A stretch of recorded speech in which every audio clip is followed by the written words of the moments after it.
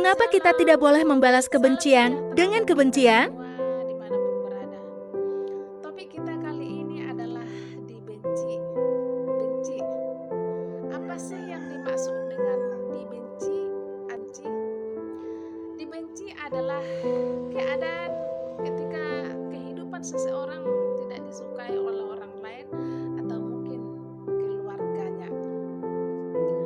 Nah, apa pandangan firman Tuhan tentang benci atau dibenci? Sebagai pengikut Kristus, ya kita sudah diingatkan bahwa ketika kita percaya kepada Yesus, maka kita akan dibenci dan ditolak. Itu tertulis di dalam Lukas 6 ayat 22. Di sini dikatakan, "Berbahagialah kamu jika karena anak manusia orang membenci kamu, dan jika mereka mengecilkan kamu dan mencela kamu serta menolak namamu sebagai sesuatu yang jahat." Ya, di sini kita diingatkan bahwa kita adalah orang yang berbahagia ketika dibenci karena nama Yesus. Di dalam Lukas 21 ayat 17 dikatakan, "Dan kamu akan dibenci semua orang oleh karena namaku." Ya, dibenci semua orang. Semua orang ini maksudnya apa? Kita ditolak oleh semua orang.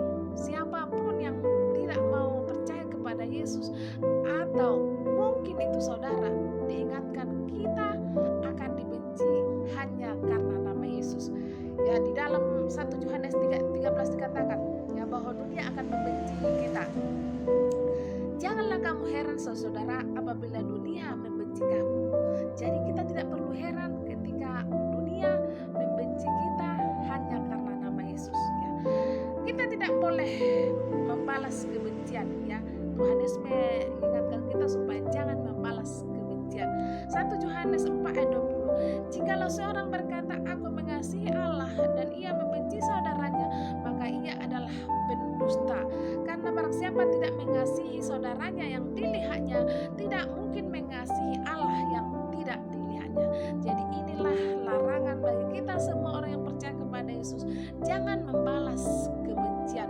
Ketika mereka membenci kita karena nama Yesus, karena kebenaran, jangan pernah membalas kejahatan. Karena ketika kita mengasihi Tuhan, pasti kita mengasihi semua orang, sekalipun itu yang jahat.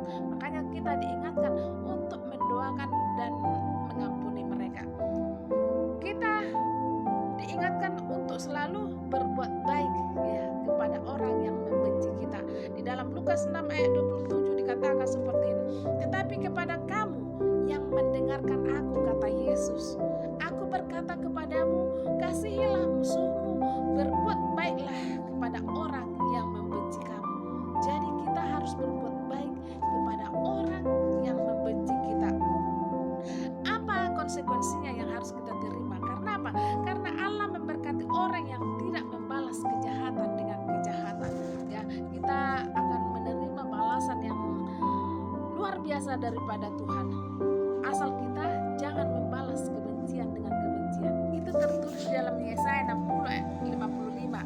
"Sebagai ganti keadaan dahulu, ketika engkau ditinggalkan, dibenci dan tidak disinggahi seorang pun, sekarang aku akan membuat engkau menjadi kebanggaan abadi, menjadi kegirangan turun-temurun."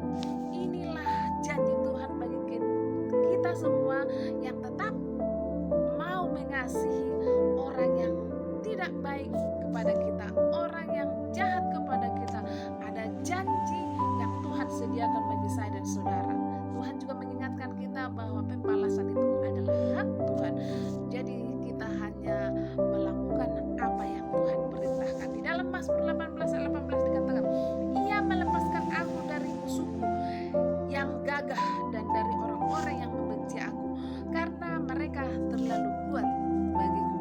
Ya, jadi mungkin kita merasa tidak berdaya dan musuh kita, atau mungkin orang yang membenci kita lebih kuat daripada kita, tetapi kita punya Tuhan. Dia berjanji akan melepaskan kita dari musuh-musuh kita, dari orang-orang yang tidak suka terhadap kita. Jadi saudaraku, diingatkan supaya kita jangan membenci. Ya, karena apa? Karena membenci itu juga adalah sama dengan membunuh. Ya, di dalam 1 Yohanes 3:15 dikatakan, "Setiap orang yang membenci saudaranya adalah seorang pembunuh." Ya, dan seorang pembunuh manusia, kamu harus tahu bahwa tidak ada seorang pun pembunuh yang tetap memiliki hidup yang kekal di dalam dirinya. Jadi ini luar biasa ya, membenci aja sudah dikatakan membunuh. Itulah sebabnya kita diingatkan, jangan membalas kejahatan dengan kejahatan, jangan balas membenci ketika kita dibenci. Tapi yang harus kita lakukan adalah mengasihinya dan mendoakannya. Siapa tahu ada kesempatan untuk mereka bertobat dan diselamatkan. Nah, saudaraku, bagaimana caranya kita menghadapi ya keadaan ketika dibenci ya? Ada yang perlu kita renungkan. Yang pertama, jangan balas ya. Jangan kita membalas yang jahat dengan yang jahat. Yang kedua, belajar melihat manfaat positif dari persoalan yang ada. Dan yang ketiga, jaga hati tetap bersih. Yang keempat, berubahlah kalau ada yang perlu diubah. Dan yang kelima, kuasai diri dan tetaplah tenang. Mari kita berdoa. Ya Tuhan, tolonglah kami untuk mampu mengampuni dan mengasihi orang lain. Dan cabutlah akar pahit dan kebencian dari hati kami. Dan berikanlah kami hati yang mau mengasihi sebagaimana Engkau telah mengasihi kami. Terima kasih Bapa. Di dalam nama Tuhan Yesus kami sudah berdoa dan mengucap syukur. Haleluya. Amin. Tuhan Yesus memberkati.